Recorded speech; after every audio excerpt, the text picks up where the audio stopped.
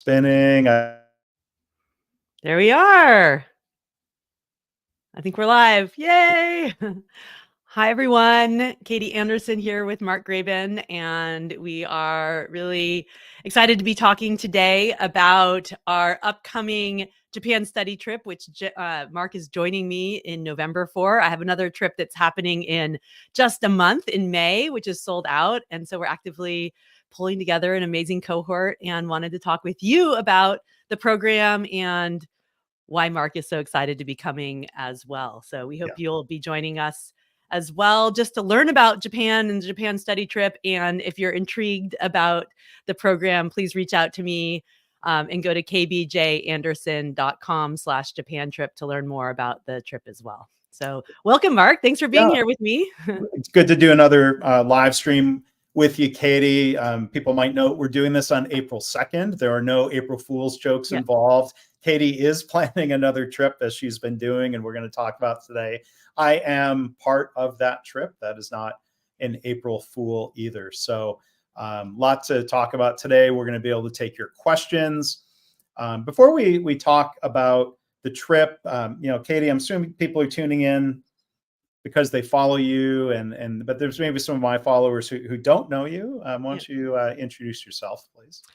Oh, great. Well, Mark and I have known each other for going on 2 decades now. I was trying to think about that. Not quite 2 decades, but back when we both were working in healthcare operations, which is where I had started my lean journey. I had a first career, but my passion became lean and continuous improvement in healthcare and hospital systems. And then I started my own consulting practice, and I worked over a decade ago, and I work with organizations all around the world of all different industries to really deepen their leadership practices about how you create these cultures of continuous improvement, of learning and high performance. And serendipity would have it that I had the opportunity to move to Japan with my family 9 years ago, which was an incredible experience, not just for me personally, but has really transformed how I have been, the impact that I've been able to have with organizations, and now bring people, leaders from around the world. Have hosted over 100 people to Japan to go really have an enriched, immersive learning experience, cohorts from the same company, individuals like Mark, to really have some of that same experience that I feel like I was so fortunate to have by living in Japan for almost 2 years. Oh, and I'm also the author of the book, Learning to Lead, Leading to Learn. One of the amazing special things that came out of my time in Japan was a friendship and deep professional connection with Toyota leader, 40-year Toyota leader, Isao Yoshino. And after years of us talking, we realized we should write a book together. And I wanted to bring his, decades of Toyota wisdom to the world as well. So that book has been awarded the Shingo Award, Publication Award. And he's going to be part of the trip too, which is so wonderful and amazing. So that was a long version of me, but yes. Well, we'll come back and I'm sure bring up the Mr. Yoshino connection that we discovered we had, going back to my first trip there. Yes, and congratulations on the Shingo Prize for the book, Katie. It's a great book. I hope people will check it out. My name is Mark Graban. I am an author, speaker, consultant. I'm going to hold up my most recent book, The Mistakes That Make Us: Cultivating a Culture of Learning and Innovation. It hasn't won any major awards like a Shingo Prize, but reviews are positive, and hope people check out the book. Katie, it took a few years, Mark. It wasn't the first, your book just came out. So. But also there are stories from me and Mr. Yoshino in the book about some of our favorite mistakes and one of the key things about learning from mistakes, and how do you embrace and create this culture where learning is the attitude. And that's a real key part of the whole Japan study trip program too, of where we go. It's not just Toyota. It's like, how are other organizations, other leaders really creating this, cultivating this mindset and culture in their organizations as well. Yeah. When we, and you and Mr. Yoshino so graciously shared those stories, not only in your book, Learning to Lead, Leading to Learn, but in an episode of My Favorite Mistake. And then, I kind of summarize synopsis version of the story in my book. But there were also other stories from other Toyota leaders that I was able to sort of connect dots to and draw some through lines around, the culture. I don't think it was just a coincidence that Mr. No. Yoshino had the same response from local leaders when he was involved in a mistake of loading the wrong chemical into a paint machine. David Meyer, my friend and guest on the podcast, had a similar experience in Kentucky. It was some sort of plastic molding machine, but again, it was wrong chemical, wasn't even supposed to have been there. And, I think the leadership response was kind and constructive and not blaming. That stands out in those different stories. Well, and that's really what creating a culture is all about, right? So it's not one-offs. It's about this is the behavior that it is just becomes the standard and the norm across an organization environment. And it can be expanded beyond like the physical confines of a country or a factory, because it's all about how do we, whatever the norms that we create. And it's possible to make change as well, right? Yeah. So one other connection between podcasts and not change, but chain of learning. Yeah. Katie's new podcast. Tell us about that. Yeah, so it was exciting. I've been doing videos and audio for years, but decided to I was inspired by Mark's prolific podcasting to leap into a more formal podcast. And I've called it Chain of Learning, which actually comes from a phrase that Mr. Yoshino uh, said to me when he was talking and reflecting about his time at Toyota, that he was really grateful for this, what I call this chain of learning about sharing knowledge and helping each other grow and get better. And to me, that's what a podcast can help do, or what we're doing here. It's like we're sharing knowledge, and it's through that connection between us that we create the strength. And just yesterday, Mark and I recorded a podcast episode for Chain of Learning, which will be dropping on May 1st. So be sure to go in and subscribe now and go listen to some of the past episodes. I've had Carol Dweck on the show, the author of Mindset, and some GE leaders, and some, Karen Martin and others, just really talking about, how do we create and foster these cultures of continuous learning. So chainoflearning.com, and you can go to your favorite podcast player and subscribe. And we also I share a lot of stories on the podcast too about things that have inspired me in Japan, particularly this one leader who, it's not at a Toyota supplier, it's a totally different industry.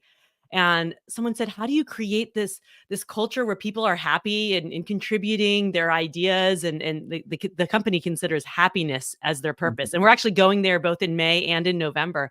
And he said, you have to focus more on being than on doing. It's so easy to get distracted by all the things we have to do, but it's about how we be. And to me, that's a really profound takeaway about how do we really not get, especially in the West, we get really focused on the doing and the outcomes and the results, but it's really the being that allows us to create the environment and the culture where we do get better results and output. Yeah. So that's another key learning as well. Yeah. And it's about learning and learning. In my experience with past trips, it's learning from the host companies, it's learning from the guides, it's learning from the other people who are part of the tour. So we were going to address this question. Yeah. So I'm going to go a little out of sequence, but Harvey Leach is on watching the live stream, and he commented that he's excited to be going on the trip with us. I'm excited he's going, and I'm going to hold up a different book here.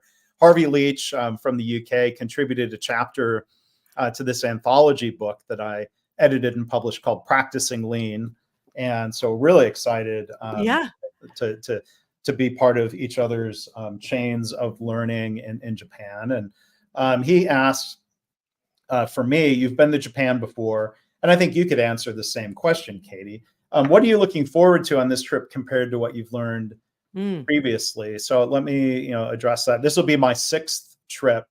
I went first off in 2012, and then I went 4 more times up to mid-December 2019. So like pandemic, COVID was, I think, probably already spreading at that point, but we didn't really know what was coming. And so I haven't been able to go back to Japan in 5 years. So there's, a couple elements to it. I've gone on different trips organized by and led by different people through 2 different organizations.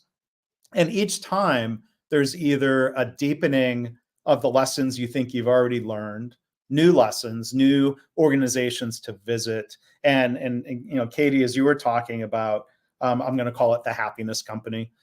for lack of a better way of putting it. That's not an organization I've had the chance to meet. Your network, your connections, your perspectives from having lived there are different than the perspectives, good perspectives of people I've gone with previously. But the final thing I'll add is just the connection back to Mr. Yoshino.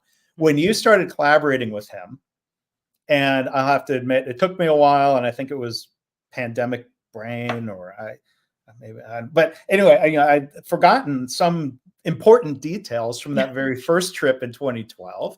And I went back through pictures and notes. I'm like, oh my God, Mr. Yoshino was that Toyota executive who came and taught a lesson in that first trip. So at some point, the trips all blur together, and I'm embarrassed that I forgot that detail, but I still had the printout of his slides and the lessons, and I shared it with you, Katie. Yeah. And so I'm excited to reconnect with him in person too. It's so great. Well, you met Mr. Yoshino before I did. I met him in 2014, right before I moved to Japan. And Harvey, we are so thrilled that you're going to be part of this cohort as well in November.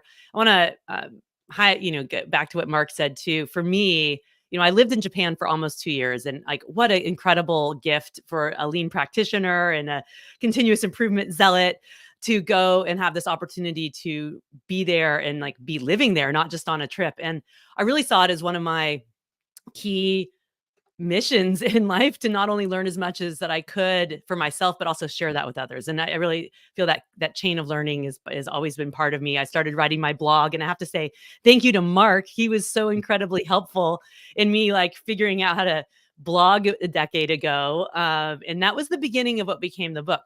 But going back to, I've gone to so many companies and talked to so many leaders and cultivated like deep personal relationships with them. And actually the happiness company came out of a relationship with another manufacturing company. And this female executive has taken her, team to Gemba to go learn at other companies in Japan. And so she made that connection for me.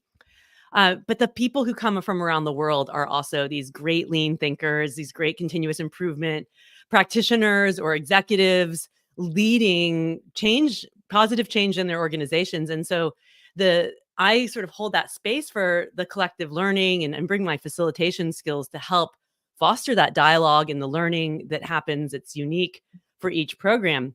And, I've gone to some of these companies, and now I'm going back. It's been about every 6 months since the world opened up again.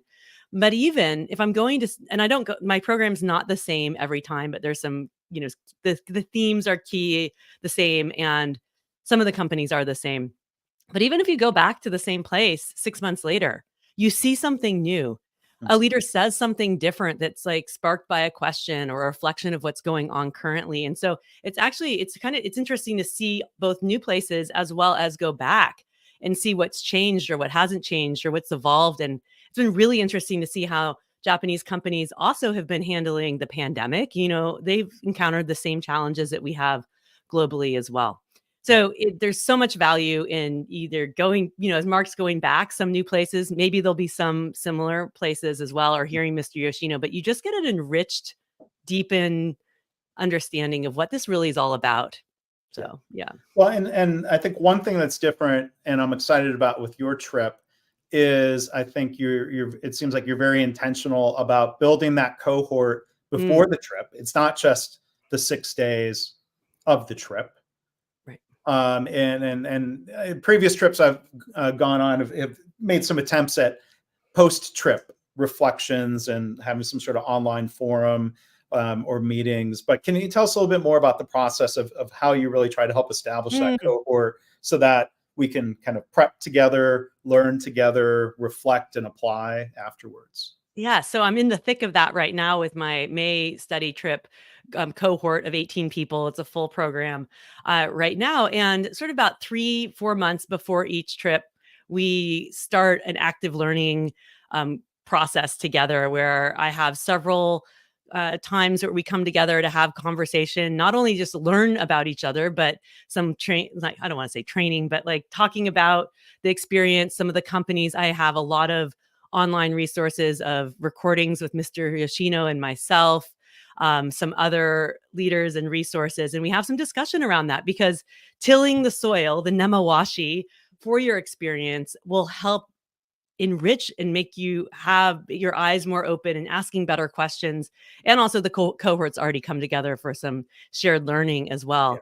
And then learning happens through reflection and through application, right? And so we have, of course, an amazing 6 days in Japan and have many times for reflection throughout the week. But I have times for us to come together and have discussion about how are you applying what you're learning? What does this mean at your back?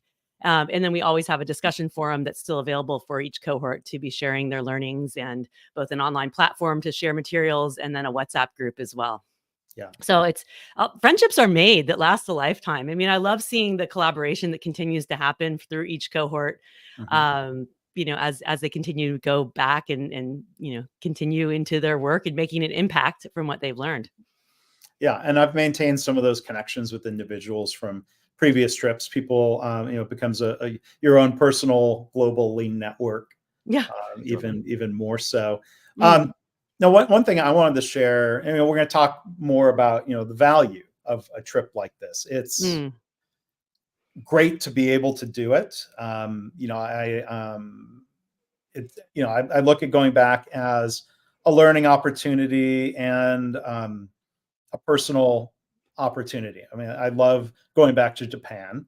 mhm. So I won't hide that. Like to be able to go back and just again Me experience the too. country, the food, the sights, cultural experiences. But I think going back to my very first visit, reflecting on what some of the key takeaways were. Like you expect to go see some world-class organizations. And when I've gone before, we would go see some really top Japanese hospitals that were utilizing lean on top of decades of TQM Mm, practices.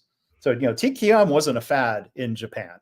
There are companies that have practiced that very diligently for decades, probably more so. There are some mhm. companies in the US, I'm sure, but you don't hear about TQM in quality circles. But then, go see companies like Toyota suppliers or other manufacturers. If you've Yeah. ever heard about, let's say, a U-shaped cell, but you've never seen one. Well, I mean, I've seen other U-shaped cells back, especially when I worked in manufacturing, but like the best manufacturing, the most impressive choreography No. was a U-shaped cell in a part supplier, just seeing Yeah. how just the work Yeah. flowed and was designed in a way that was graceful, not Mm, taxing. And there's that element of it, work design. But then think about continuous improvement and management systems. And so that one key takeaway I had from that first trip was Toyota is not, well, I could say it the other way around. Every Japanese company is not like Japan. Or, no. Or nope, let me Toyota. try again, make a Yeah. mistake. My Well, most no recent one's the mistake. same, right? Yeah. I'll slow down. Not every Japanese company is like Toyota. And I think for anybody around the world who says things like, well, lean would be TPS would be a lot easier if you're Mm, Japanese, and like that's diminishing what mm, Toyota has really worked yeah. at and accomplished, and what other companies and there are hospitals that have learned directly from Japan. It's not easier or automatic because they're in Japan or because they're a Japanese company, and I think that's Mm, an important lesson. It should hopefully strengthen people's commitment. Say, well, we can put in that work, mm. and we can try to build something of our own. What do you No, what do you think? that's really important to highlight, and is actually part of the framework that I set us up for on the first day on Sunday, about thinking about looking at everything. It's like, what do you think is Japanese culture? What is something, maybe it's more as Toyota specific culture, or maybe something that's sort of general humanity. And, where does this sort of lean thinking and practice, what we call lean thinking and practice, lie? Because that's not actually a construct in Japan. Like that is our foreign attempt to try and describe what was happening at Toyota and some other companies. And so you can't actually go to another company and say, "Are you practicing the Toyota production system?" They'll be like, "No, we're doing Yeah. the Agora production system," or "This is just Kaizen," or like there's not as many labels and words there, but they're doing it. They're doing it from a mindset and from a philosophical standpoint, and then also applying the principles and tools. But you're right. I mean, it was shocking to me. I kind of had I knew this wasn't going to be the case, but I did have a little bit of a shock when I moved to Japan to realize, wow, like not all of Japan is how we are taught that Mhm. Toyota is. And so there are really some special things that Toyota and some other companies have done in Japan to take. They leverage definitely some strengths of the Japanese culture, but there's some things they've had to overcome. I think it's really important for us to remember is there are different challenges for us, maybe from more of a Western cultures to do some of this, but there's some challenges that overcome that, like countermeasures that Toyota had to put in place for this like hierarchical culture where people expect the top down, like just wait for the answer, or don't think outside the box, because you got to conform to certain things. And so it's not necessarily, there's different things that are easy and different things that are hard, depending on both your personal style, your country culture, and your company culture. And things I've seen and things I've talked to you about and seen you write about, like there does seem to be, I'm going to generalize, cultural norm around standard practice, routine, like going into some sort of shop and the way they'll wrap what you've bought, like structure and consistency to that. But then I've also heard people talk about something you experienced of maybe the unwillingness or inability to customize. What was it, a gelato shop? It was a gelato store, and I was so sad that the gelato store was closed. My kids were looking forward to it. It was open still in May, and then it was closed by the time I'd taken them back last October. But yeah, so kata, which is now a lot of us think of kata as this routine that was coined by Mike Rother around the Toyota kata, which is actually just something, again, foreign words that trying to describe a pattern and routines that happen at Toyota around problem solving and coaching for problem solving. But the word kata itself came from martial arts. It's a Japanese word meaning, form or pattern. And so there are kata forms and patterns that are expected throughout, around society. How do you hand out business cards? I mean, you turn it around, you bow, you have to make sure you slip your business card underneath to show deference and like this. So there's all these sort of things you have to do. Now, don't worry, as a foreigner, you're given a pass on a lot of the kata, but the Japanese are expected to know this because they're taught and trained at an early age. This allows society to function, this density of population in these cities to function in a way that's so, I mean, it's amazing, right, Mark? It's clean. Things run on time. You're not like, it's not aggressive. You can walk through places that are so densely packed, but so smooth. But it's because everyone follows these sort of katas of society and norms. However, the flip side of that is that if you're all following the constraints of a certain pattern or routine, it can be harder then to break out when you're trying to have innovation or to speak up or other things as well. So it doesn't always come easy. And something I really thought was fascinating, and we should have talked about this on the podcast yesterday around the concept of pulling the andon, was not something that came naturally to the original Toyota workers. There's a video at the Toyota Museum, which I take people to, talking about when Taiichi Ono started to introduce the andon system, which was originally pull the cords, show a signal, andon's a signal, that there was a problem on the line. People were resistant. They didn't want to do that. And so he had to change the culture to make that okay, because people didn't like something new. This was different. And so again, I really like that example because it shows that that's something we think is like just part of the Japanese Toyota way. It is now, but they had to put intention to shifting that mindset and that culture to make it happen. And I've got a kind of a pet theory that the cord and the chimes and everything, that's useful because there is noise in a factory.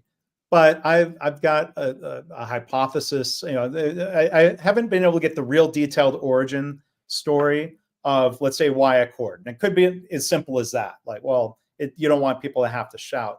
But I've got this theory that maybe the physical motion of reaching up and pulling a cord in some ways might be less intimidating than speaking up verbally about something. And again, it could be totally a practical matter. I'm reading too much into it.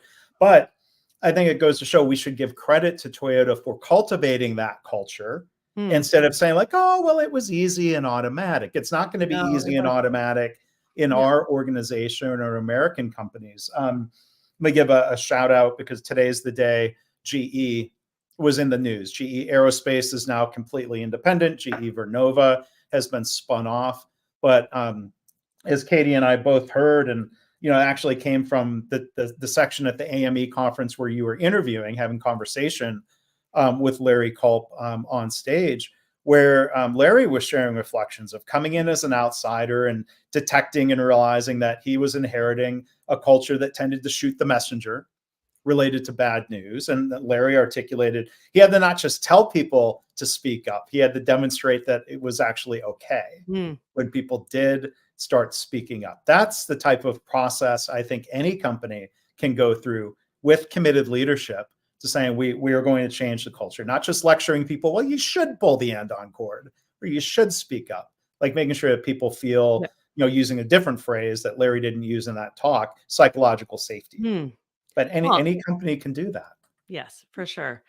And so it's great to see that, a big learning point is that it's not just easy in Japan. And you get to also see how some Japanese companies are really doing something about this in a different way. And I feel like there's something very inspirational about people come back from these trips saying, I understand the heart side of this so much more. We're so focused on the outcomes and the doing, but like, wow, just like the profound heart-centered leadership and going through hard times. I mean, we're going to still manufacturing companies, and it's not like everyone's like going around singing kumbaya, but there's this real passion.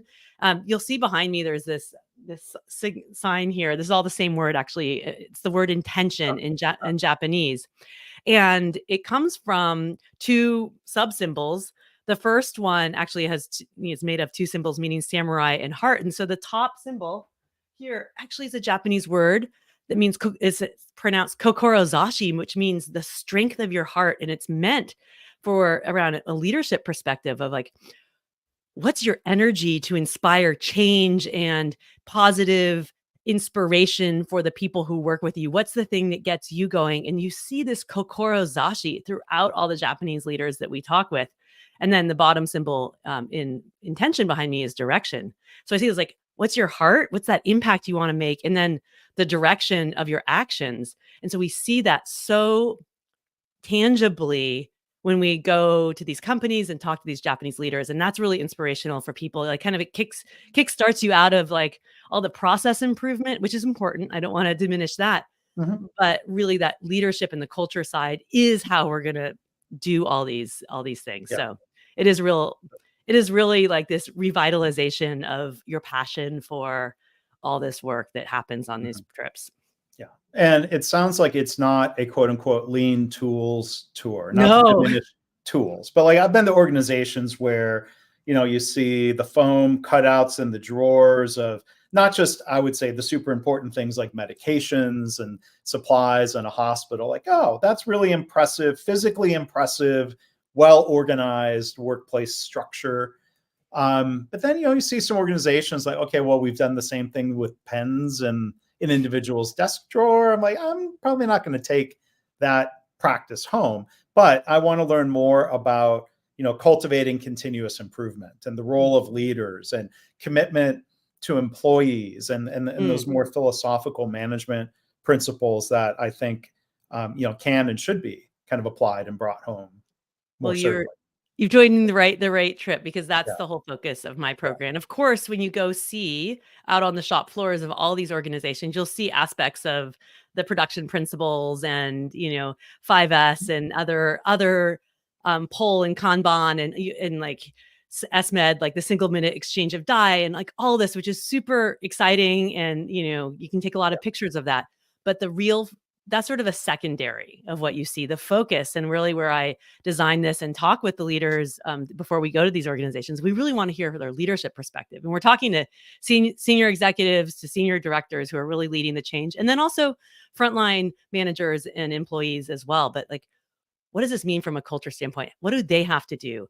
What are the challenges they've had? How are they leading? What's their vision? How does that connect? And then how can we being you all who are joining, bring that back and think about that from your own leadership perspective, whether you're an internal or external coach or consultant, or an executive on the trip who's really, responsible for your organization. Yeah. Let's talk a little bit, Katie, about some of the logistics and getting around. Like, I know for me, the first time I went to Japan was part of one of those groups in 2012. It's just, if you've never been, you think, well, it might be intimidating, hard to navigate. And I would say as an American who only speaks maybe 8 words of Japanese, it is surprisingly it can be overwhelming, like sensory overload the first Mm, time you're there, and a yeah. lot to take in. But surprisingly not easy to navigate, signage and Mm. using public transportation and being able to order food and check into your hotel. Like most of that is Oh, easily handled in English. And, I think being part of a group where you have people to translate and be a guide is a perfect way to get introduced to Japan for a first time. Absolutely. So, when you're part of my program with me, I have my partner who's also, speaks translator and helps us. So once the program starts, like you are totally guided. That being said, Japan's a really great entry point because everything functions so smoothly. I mean, the train they apologize when the train's running a minute late, right? Like so precision, things happen, it's orderly. And they're especially since the Olympics, since the pandemic, the signage is even more so in Romanji, which is the Roman characters. I don't want to say English because it's not actually English. It's just our alphabet from the Roman alphabet. So it's much easier for you to see and read things. But that visual signage, I mean, just even using all these lean principles, the visualization is so easy to get around. There's like signage on the floors, on the train stations, let you know where to go, color coded. Um, and yeah, I mean, everything runs so smoothly. So it's a really great entry point. And also, I mean, what's amazing too is like Google Translate. We all these things like Google Maps. It all helps getting around. And Japan's the safest place you will ever go. I mean, I as a woman feel totally fine walking around the middle of the night. Never feel fearful. And so it's a great place, even if you're traveling on your own beforehand, just to go out and explore and Yeah. walk around see, open your eyes, experience other things. It's really fabulous. I mean, I lived in Japan and I still, even before the pandemic, I was going back twice a year. Last year, I spent probably 7 weeks in Japan over 3 trips, and I'm so thrilled to be going back as well. It's just these some contrasts of society which are so amazing, and it Yeah. is easy to get around. I do speak a little Japanese now, but you don't need to. Um, and with the jet lag, if you're coming from the US or from a lot of places, you will be up in the middle of the night. And like I've gone out for a walk at Yeah. 4 a.m. And crime is very low in Japan. And it's easy to navigate. I would encourage, if you're able to go a few days early, do some self exploration in Tokyo, and then take the bullet train to Nagoya to meet up with the group. That's a great Yeah. experience if you're not taking a connecting flight into Nagoya, or if you can tack on a few days afterwards when the trip ends to stay in Yeah. Tokyo and go do your own exploration of cultural events or Yeah. music and food, and Oh. it's not all sushi all the time if that's not No, well, that's sushi is only one of the one cuisine of Japanese food. So there's a lot of yakiniku, which is the grilled meat, yakitori, the grilled chicken, a lot of vegetarian. I had a woman who is vegan on my trip and gluten-free, and she found no problem of getting wonderful food at every meal. So don't worry if you have dietary restrictions, it'll work around that as well. And I encourage people to try something different. Like there's some textures I know I don't like. I've tried them, but like try things. You might be surprised. Like and what you think of as Japanese food is totally different when you get to Japan, and the quality of the fresh produce is just unparalleled.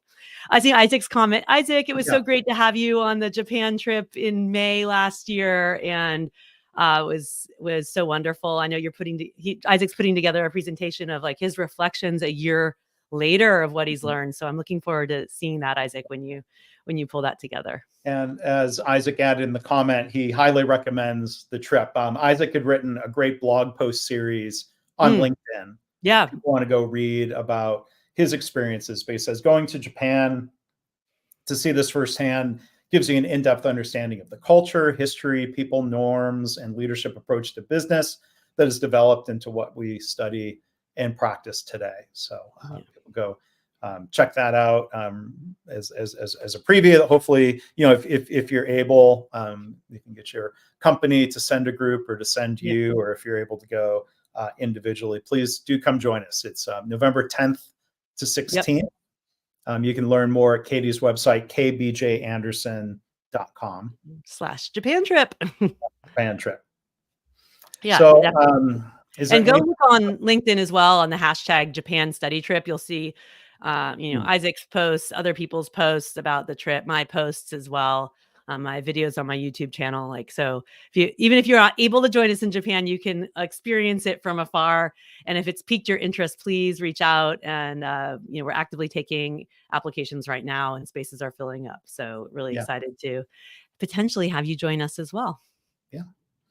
Is there anything else that we want to cover, or we'll go ahead? No, We I'm didn't just have any other questions come in, so Yeah, no, that's great. I mean, I to me, every trip is an incredible experience. I'm always sad when it ends because of the friendship and camaraderie that develops on the program. I mean, that's why it's really important to me to have not just, when you apply, we have a conversation to make sure the trip you're the right fit for the trip and that the trip's the right fit for you and you're learning. Because that's, we spend an intense week together and it's really exciting. I'm thrilled that Mark's joining me. I mean, Mark, you were so helpful actually in making some introductions from some of your past trips. When I was living in Japan, I had an opportunity to visit some hospitals because of your connections and met some other people. So I appreciate our chain of learnings coming full circle now that yeah, you get to come yeah. back Well, with me. happy So. to have helped. Happy that you're doing this. Happy I can go. Yeah, it's great. Well, if anyone has any other questions, feel free to reach out to me on my website in kbjanderson.com. You can send me an email, send me a message on LinkedIn, and we'll get connected there as well. So if it's been on your bucket list, I highly encourage you to go. Also because Mr. Yoshino is 80 years old. Yeah. And I hope he's around for a long time, but his energy is up and he was hospitalized for COVID last year and it was really scary. But he's so excited. He's planning on coming to like half the program in May and wants to come to the same amount in November, joining for the full day, going to the site visits, joining for meals on the bus. So you can have like intimate conversations with him. So this is not just like a lecture. And this is unparalleled access to Mr. Yoshino that he doesn't do this for every trip. But it's because of our partnership and he knows that, he wants to come and help you have a great experience as well. Well, that's great. Yeah. Again, Katie's book, you want to hold that up, Learning to Lead, Leading to Learn. A lot of great stories in there. Her podcast, Chain of Learning. My most recent book, again, is The Mistakes That Make Us. Holding it too close to the camera. That was a mistake. The Mistakes That Make Us. You can learn more at mistakesbook.com. And my most recent podcast, still going, is called My Favorite Mistake. And what happened to your handle there, Mark? That's a fun story. Do we have it? I have mine. I had it from yesterday. We had our mugs from our podcast conversation. So this mug was one of the first I ordered from a company I no longer order from. I found another company online. Of the mugs, I think the first 10 that I received, 5 of them, I think, were broken. Oh. And what is the Japanese art? This is Karen Ross's idea. So the company replaced them and they sent more mugs. Now, like of the 5 replacements, I think 2 were broken. So they were starting to get closer to me having 10 intact mugs. They weren't packaged very well. But what's the Japanese art of gluing a dish or something back together? Yep. I'm it bad starts at with it. a K and my brain is going Kitsukete or something. Sorry, not remembering the Japanese word. That's terrible. But it's about you. It's the same as the, my Darumas here is actually, the embracing mistakes and failures. The Japanese proverb, fall down 7 times, get up 8. I'm going the wrong way. The weeble wobbles come back up. It's also embracing the beauty of the mistake, of the brokenness, and putting it back together with gold. And so your gold's not holding it very well, but maybe a handle's not the great. There's more to that. So it's kintsugi. Kintsugi, thank you. Yes. Is the word. So it held together very well for a very long time. Okay. I would sometimes, this was a mistake. I've got another one of these that is remained intact. I shouldn't use them to drink hot beverages. It's okay. It warms up. Well, no, because in hindsight, what I learned is one day I was a guest on somebody's podcast and I was holding this. I was drinking water out of it, Mm. and it broke. I was Mm. left holding this, and the rest of the mug fell and splashed water down the front of me. Thankfully, not on my keyboard. Um, but I think some of the mistakes I made, it would have been worse to be drinking tea or coffee out of it. That would have been True. bad. I think the other mistake was running it through the dishwasher. Like Oh, I shouldn't have ever no, done no. that. It heated and loosened the glue. Yeah. So my mistakes Well, on now you top know of for the your other tipping mistake. other broken things. Yeah, I love I love that. But now I use it this way. Yeah, And it's all right. Karen Ross, I sent her one of these, and it broke again in the mail. The Kintsugi mug broke, and she Yeah. uses it as a pen holder. Yeah, So that's make great. something good out of Yes. the problem. Well, and this is the Japanese concept of wabi-sabi as well, which is embracing the transience Mm, of life in the beauty in the imperfections. I mm, mean, it's profound. And actually a lot of artists will make something imperfect by putting a little scratch or something on it because it's more beautiful to have it be slightly imperfect than to have it be perfect. So we'll leave you with that. Come to right. Japan Yeah. and learn the nuances that really will drive a true spirit of continuous improvement and have an opportunity to step away from your work, to think, to reflect, to revitalize yourself. You'll hear that word revitalization a lot on the trip as well.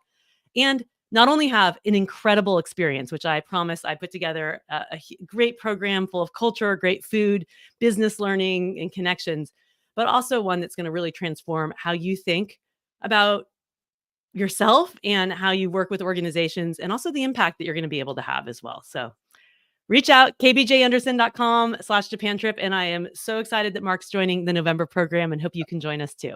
Yeah. Please join Bye, us. bye Thanks. everyone. And Harvey too. Yeah. Thanks everyone for joining.